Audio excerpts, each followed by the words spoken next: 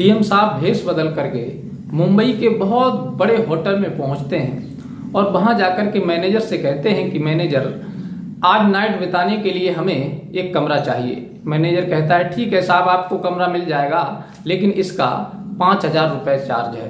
वो कहते हैं कोई बात नहीं, 5,000 रुपये मैं दे दूंगा। तब वो एंट्री करता है मैनेजर और फिर उस कमरे की चाबी बढ़ा देता है कि ये 156 नंबर कमरा आपके लिए बुक है। वो कहते हैं ठीक है, कमरे में तो मैं चला जाऊंगा, लेकिन मुझे उस कमरे में नाइट बिताने की एक लड़की चाहिए। मैनेजर कहता है ठीक है, वो भी व्यवस्था आपकी हो जाएगी, लेकिन उसका चार्ज अलग से लगेगा। डीएम साहब जो भेष बदले हुए थे वो कहते हैं कोई बात नहीं, मैं अलग से चार्ज दे दूंगा, आप मुझे लड़की बताइए। तब वो एल्बम डीएम साहब के आगे सरका देता है और कहता है कि इसमें से जो लड़की आप सिलेक्ट करेंगे बस वही लड़की हम आपके कमरे में भेज देंगे। अब वो उस एल्बम के जब पन्ने को लौटते हैं तब 5वें पृष्ठ पर एक महिला का फोटो वो देखते हैं तो चौंक जाते हैं कि आखिर इस महिला का फोटो यहां पर कैसे। तब वो उसी महिला के लिए सिलेक्ट करते हैं और कहते हैं कि मुझे ये महिला चाहिए। वो मैनेजर कहता है ठीक है, ये चाबी लीजिए और आप अपने कमरे में जाइए, और फिर कुछ देर के बाद में ये लड़की आपके कमरे में पहुंच जाएगी।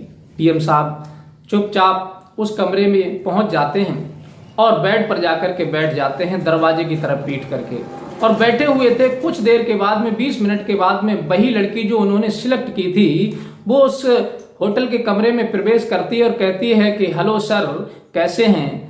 जब ये बात वो भेष बदले हुए डीएम साहब जब देखते हैं, सुनते हैं और घूम करके जब देखते हैं तो उस महिला के होश उड़ जाते हैं। उस कमरे में एसी चल रही थी, उस एसी वाले कमरे में वो महिला पसीने से तरबदर हो जाती है और एकदम से लौट करके भागने लगती है। तभी डीएम साहब उसका हाथ पकड़ लेते हैं और उसकी कनपट्टी पर रिवॉल्वर रख देते हैं। कहते हैं कि अगर तूने भागने की कोशिश की तो तुझे यहीं गोली मार दूंगा।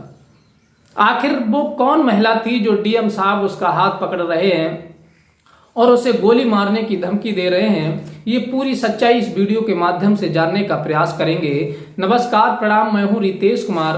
दरअसल आज की जो सच्ची कहानी मैं आपको सुनाने के लिए जा रहा हूं, ये सच्ची कहानी मुंबई की है। दरअसल ये घटना उस समय की है जिस समय एक लड़का एक स्कूल में पढ़ता था और लड़का पढ़ने में बहुत होशियार था, बहुत समझदार था, लेकिन कहते हैं कि महिला और लड़की के चक्कर में जो इंसान पड़ जाता है उसकी बड़ी से बड़ी होशियारी धरी रह जाती है, बड़ी सी बड़ी चालाकी उसकी काम नहीं आती। कहते हैं कि नारी के आगे सूरवीर बलवान तरक हार जाते हैं, देवता भी नारी के आगे अपने घुटने टेक देते हैं, तो फिर मनुष्य की औकात ही क्या है। वो लड़का स्कूल में अपने क्लास में टॉप आता था और उसके बाद धीरे धीरे वक्त बीतता चला जाता है, लेकिन लड़का जो था जिसका नाम सुमित था, और सुमित जब क्लास में टॉप आता था तो हर बच्चा उसकी तरफ आकर्षित होता था कि ये तो बहुत होशियार है, और उसके क्लास में जो लड़कियां थीं वो भी उसकी फ्रेंड बन चुकी थीं कि ये तो सुमित बहुत पढ़ने में होशियार है, ये कभी आज तक फेल ही नहीं हुआ और किसी से कम नंबर नहीं आए। धीरे धीरे इसी प्रकार से वक्त बीतता चला जाता है। तब उसी क्लास की एक लड़की थी जिसका नाम लहरी था, वो लहरी से उस सुमित की दोस्ती हो जाती है क्योंकि वो देखने में बहुत खूबसूरत थी, और सुमित उसकी सूरत को जब देखता है तो सोचता है कि ये तो बहुत खूबसूरत है, मैं इसे अपनी गर्लफ्रेंड बना लूं। साथियों, मैंने अभी बताया था कि इंसान कितना भी बुद्धिमान क्यों ना हो, कितना भी बलवान क्यों ना हो, कितना भी चतुर क्यों ना हो, कितना भी धनवान क्यों ना हो, लेकिन नारी के आगे उसके सारे ये पेंच ढीले पड़ जाते हैं। नारी के आगे उसकी कोई भी बाण काम नहीं करते। अब वो जितना होशियार था उतना ही उस लड़की लहरी के प्रेम में दीवाना हो जाता है। धीरे धीरे यूं ही वक्त बीतता चला जाता है, लेकिन बस इतना काम अच्छा किया था कि उससे दोस्ती हो गई थी, प्यार भी होने लगा था, लेकिन उसने अपनी पढ़ाई नहीं छोड़ी थी, पढ़ाई बरकरार करता रहा। जब उसकी पढ़ाई पूरी हो गई तब वो उस लहरी से शादी कर लेता है, और शादी करने के बाद जब वो अपने घर आ जाता है, अपने मकान पर रहने लगता है अपने माँ बाप के साथ, तब वो आईएएस की तैयारी करता है और आईएएस की तैयारी करने के बाद में सुमित एक डीएम पद पर नियुक्त हो जाता है। इधर लहरी जो थी वो डीएम की पत्नी बनने के बाद घर पर हाउस वाइफ बनकर के रहने लगी थी अपने सास ससुर के साथ। लेकिन धीरे धीरे कहते हैं कि कोई भी व्यक्ति जब उसका प्रमोशन होता है या वो जॉब में लगता है, नौकरी में लगता है, तो कुछ ऐसी नौकरियां होती हैं जो उसे जिले में ड्यूटी करने की अथॉरिटी नहीं होती है, जैसे डीएम हुआ, जज हुए, पुलिस वाले हुए। इन लोगों के लिए अपने जिले में अथॉरिटी नहीं है कि तुम अपने जिले में नौकरी कर सकते हो या ड्यूटी कर सकते हो। उन्हें दूसरे जिले में या फिर दूसरे प्रांत में भेजा जाता है। तब उसका जो था ट्रांसफर सुमित का दिल्ली हो जाता है और दिल्ली में आकर के वो रहने लगते हैं। इधर वो अपनी पत्नी और अपने परिवार को मुंबई में छोड़ करके दिल्ली में आ जाते हैं और अपनी ड्यूटी ज्वाइन कर लेते हैं। अच्छी तरह से वो अपना कारोबार संभालने लगते हैं। धीरे धीरे वक्त बीतता चला जाता है और जब भी सुमित को टाइम मिलता है अपने काम से, तब वो अपनी पत्नी लहरी को फोन लगाते हैं और एक दूसरे से बड़ी प्यार भरी रोमांटिक बातें करते हैं। इसी प्रकार से लगभग 1 साल बीत जाता है। लेकिन धीरे धीरे वक्त बीतते बीतते उस लहरी का अफेयर एक लड़के से चलने लगा था। देख लीजिए बुद्धि की बात, कहाँ एक डीएम की पत्नी होने के लिए लड़कियां रात दिन ख्वाब देखती हैं, सपने देखती हैं कि हमारा पति इस पद पर हो, इस बुलंदियों पर हो, लेकिन वो एक डीएम की पत्नी होते हुए एक नॉर्मल लड़के से प्यार करने लगती है। इसी को कहते हैं कि विनाश काले विपरीत बुद्धि। जिस व्यक्ति के दिन बुरे आते हैं उसे अच्छी सीख बुरी लगने लगती है, अच्छी सीख अच्छी नहीं लगती। अब वो अपने पति की याद कम कर देती है और एक लड़के के प्रेम में पड़ जाती है। लेकिन डीएम साहब जब इधर से जब भी उन्हें टाइम मिलता है फोन करते हैं तो वो लहरी ना तो फोन उठाती है, ना उस फोन का कोई रिप्लाई देती है, ना फिर बात को वापस करती है। डीएम साहब सोचते हैं कि आखिर लहरी इतनी व्यस्त कहाँ रहती है, और जब भी मैं फोन लगाता हूं तो पहले तो नंबर व्यस्त जाता है और कभी घंटी जाए तो वो वापस नहीं करती या फिर उठाती नहीं, और कभी उठ भी जाता है तो फिर वो बहाने बना देती है कि मैं बाथरूम में थी, कि खाना बना रही थी, कि माँ बाप के पास थी, कि कहीं मार्केट चली गई थी, कि शॉपिंग में गई थी। उसके 1000 बहाने हो जाते हैं। आखिर बात क्या है, मुझे इस बारे में सोचना चाहिए। लेकिन सुमित की जो पत्नी थी वो मुंबई में रह रही थी, क्योंकि वो अकेली थी, पति का कोई डर नहीं था, सास ससुर को कुछ पता नहीं था, वो बेचारे घर में रहते थे। अब वो उसका ये काम था कि वो पहले तो अपने प्रेमी के साथ खूब अयाशी करती थी, इधर उधर जाती थी, और उसके बाद होटलों में जाती थी और कस्टमरों के लिए एक नाइट के लिए बुक हुआ करती थी। वो कॉल गर्ल बन चुकी थी और उसके फोटो होटलों में पहुंच चुके थे। लोगों ने जो वेश्याओं की एल्बम होती है जो लोगों के लिए दी जाती हैं लड़कियां, उनमें उसकी फोटो शामिल हो चुकी थी। साहब का एक दोस्त होता है मुंबई का ही लड़का जो उनका क्लास में साथ पढ़ा हुआ था, वो बहुत ज्यादा उनके नजदीकी होता है और वो एक दूसरे से अपने जीवन की सारी बातें शेयर किया करते थे। तब डीएम साहब उसे फोन करते हैं और कहते हैं, अंकित मेरा एक काम है, अगर तुम कर दो तो। वो कहता है, अरे सुमित कैसी बातें कर रहे हो, बताओ तुम्हारा दोस्त किस दिन काम आएगा, तुम्हारा जो काम है मुझे बताओ। वो कहता है कि फिलहाल ज्यादा बड़ा कोई काम नहीं है, बस तुम मेरे बहुत नजदीकी करीबी दोस्त हो, इसलिए मैं तुमसे अपनी प्राइवेट बात शेयर कर रहा हूं कि मेरी जो पत्नी है लहरी, वो मुझसे बड़ी दूरियां बनाती जा रही है कुछ दिन से। मैं समझ नहीं पा रहा हूं कि आखिर बात क्या है। तुम ये पता लगाओ, क्या वास्तविक मेरी पत्नी कोई गलत लाइन पर पड़ गई है या फिर वो बिजी ही रहती है। वो कहता है कि भाई साहब आप चिंता मत करो, मैं 2-4 दिन में पूरी इंक्वायरी करके भाभी की और आपके पास पूरी सूचना पहुंचा दूंगा। डीएम साहब कहते हैं ठीक है, तुम इतना काम जरूर करना। और इधर वो अंकित इसी काम पे लग जाता है और फिर धीरे धीरे वो पूरी इंक्वायरी उस महिला की निकाल लेता है। और फिर 5वें दिन जब फोन करता है डीएम साहब के लिए, कहता है कि सुमित भाई साहब, मैं आपको आपकी पत्नी के बारे में पूरी बात फोन पर तो नहीं बता सकता, मैं आपके पास आ रहा हूं और फिर वहीं बैठ करके आपको पूरी बात बताऊंगा। लेकिन डीएम साहब कहते हैं कि नहीं, इतनी बड़ी कौन सी बात है जो तुम फोन पे नहीं बता सकते, मुझे फोन पर ही बता दो। वो कहते नहीं, ऐसी बातें फोन पर नहीं होती हैं, मैं स्वयं तुम्हारे पास आ रहा हूं। अब वो लड़का, उनका जो दोस्त था, वो सीधी दिल्ली आ जाता है सुमित के पास और सुमित के पास बैठ करके कहता है कि भाई देखो, मेरी बात को सीरियस समझना, झूठ मत समझना, फिर तुम मेरी बात को हल्के में ले लो या फिर मेरी बात पर विश्वास ना करो। अगर विश्वास ना करो फिर मैं तुम्हें कोई बात नहीं बताऊं। वो कहता है अरे भाई बता तो पहले, तभी तो मैं विश्वास करूंगा। बोले बता तो मैं दूंगा, लेकिन मेरी बात को सीरियस समझना और मेरी बात पत्थर की लीक होगी, एक शब्द भी उसमें झूठ नहीं होगा और जो मैं बताऊंगा वो तुमसे झूठ नहीं बोलूंगा और वही बात निकलेगी, इसलिए तुम मेरी बात का विश्वास करो तब मैं बताऊंगा। डीएम साहब कहते हैं यार वही बात कर रहा है, तू कम से कम बताएगा तभी तो मैं विश्वास करूंगा। वो कहते हैं कि भाई साहब, आपकी जो बीवी है लहरी, वो एक कॉल गर्ल बन चुकी है। वो होटलों में जाती है, बड़े बड़े होटलों में, और उसकी बोलियां लगती हैं, वो एक एक नाइट के लिए बुक होती है 10-10, 20-20 हजार में, और इसी वजह से वो रात दिन व्यस्त रहती है। और फिर तुम उससे जब फोन करते हो तो इसीलिए तुम्हारा फोन वो रिसीव नहीं करती, इसीलिए तुम्हें कोई रिप्लाई नहीं देती।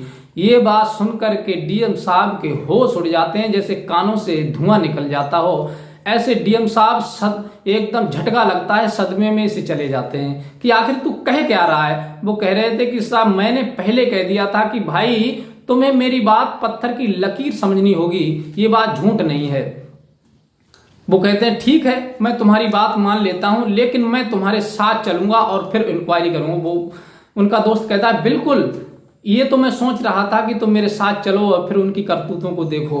अब डीएम साहब अपने सीनियर किसी से बात करते हैं और 15 दिन की छुट्टी लेकर के अपने दोस्त के साथ अपनी मुंबई चले जाते हैं। और मुंबई जब पहुंचते हैं तब उन्हें जिस एड्रेस को बताया था उनके दोस्त ने कि उस होटल में वो ज्यादातर जाती है, तो उसी होटल में वो एक मजदूर बन करके पहुंचते हैं, अपना भेष बदल करके पहुंचते हैं और उस होटल के मैनेजर से कहते हैं कि मुझे एक नाइट को कमरा चाहिए और एक लड़की भी चाहिए। मैनेजर कहता है ठीक है, आपको मिल जाएगी, लेकिन इस एल्बम में आपको जो लड़की पसंद आएगी वही हम आपके कमरे में भेज देंगे, इनका अलग अलग चार्ज होता है। डीएम साहब कहते हैं चार्ज की तुम चिंता मत करो, जितना भी होगा मैं दे दूंगा, लेकिन मुझे एक नाइट की लड़की और कमरा चाहिए।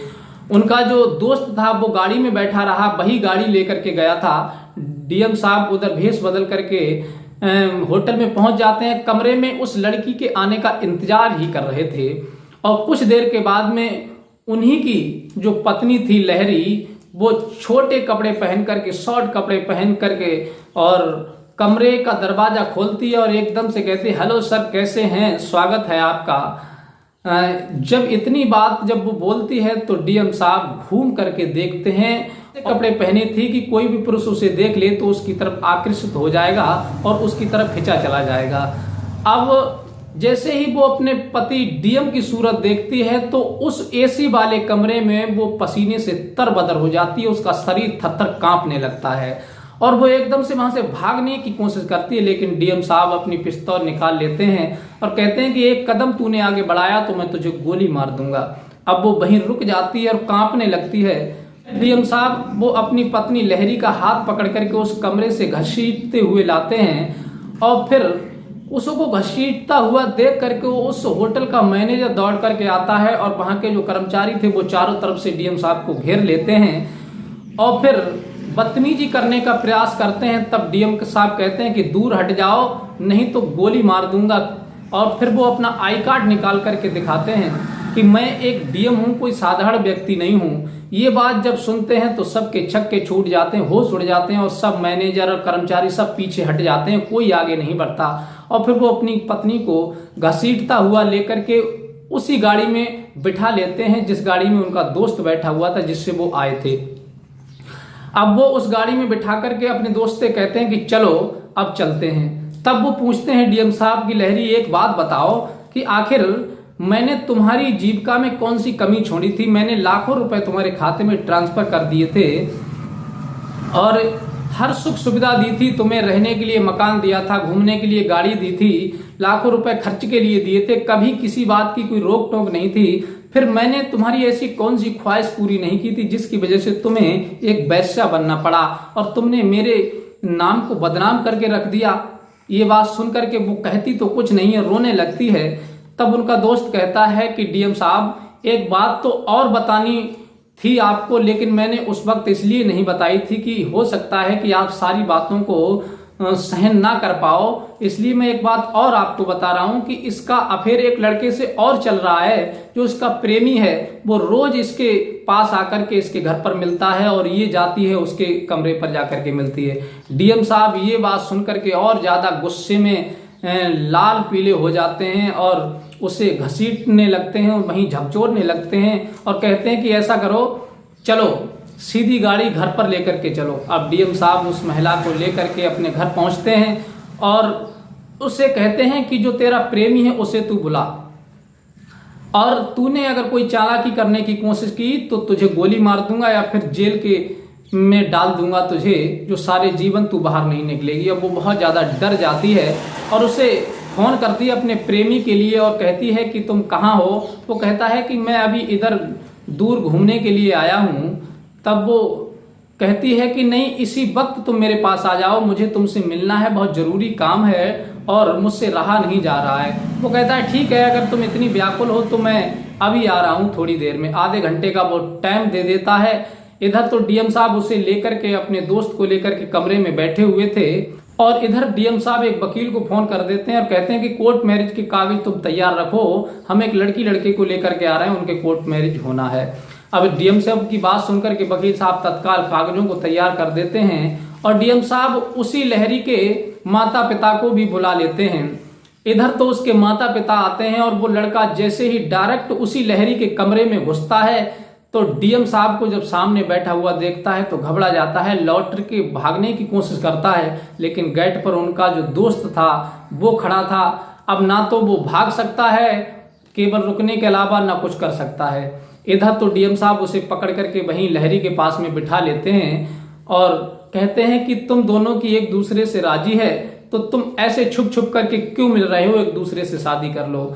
और तब तक उस लहरी के माँ बाप भी आ जाते हैं और लहरी के माँ बाप जब अपनी बेटी की ये करतूत जब देखते हैं सुनते हैं तो उनके भी पसीने छूट जाते हैं और वो कहते हैं कि बेटा तुमको जैसा अच्छा लगे वैसा करो, इस लड़की से हमारा कोई नाता नहीं है, हम इसे छोड़ रहे हैं। वो उसे छोड़ करके वहां से चले जाते हैं। अब डीएम साहब फ्री हो जाते हैं कि चलो इसके माँ बाप ने इजाजत दे दी। अब उन दोनों को पकड़ करके कोर्ट में ले जाते हैं और फिर उन दोनों की कोर्ट मैरिज करा करके फिर उनका एक दूसरे के हाथ पकड़ा देते हैं और कहते हैं कि अब जाओ आराम से तुम जिंदगी बिताओ, चाहे कुछ भी करो, हमें कोई मतलब नहीं है। अब डीएम साहब उन दोनों की शादी करा के उन्हें छोड़ देते हैं और पुनः वो अपने दोस्त को अपना ड्राइवर बना लेते हैं और लेकर के दिल्ली आ जाते हैं और अपनी ड्यूटी करने लगते हैं और अच्छी तरह से अपने माता पिता को भी अपने पास बुला लेते हैं और अच्छी तरह से अपनी जिंदगी को बिताने लगते हैं। तो साथियों, ये कहानी आपको कैसी लगी? ये कहानी सुना करके हमारा उद्देश्य किसी का दिल दुखाना नहीं है। ये कहानी केवल समाज के लिए है, जो समाज में बुरे काम हो रहे हैं, समाज को सुधारने के लिए है, समाज के लिए शिक्षा देने के लिए है, किसी को परेशान करने के लिए नहीं है। अगर ये कहानी आपको अच्छी लगी हो तो हमारे चैनल को लाइक सब्सक्राइब करें और प्लीज हमारे चैनल को सपोर्ट करें, अपना प्यार हमें देते रहें, जिससे हमारा हौसला बढ़ता रहे और हम इसी प्रकार की ज्ञानवर्धक कहानी आपको लेकर के आते रहें। और मिलते हैं इसी प्रकार की कोई नई कहानी के साथ, तब तक के लिए नमस्कार।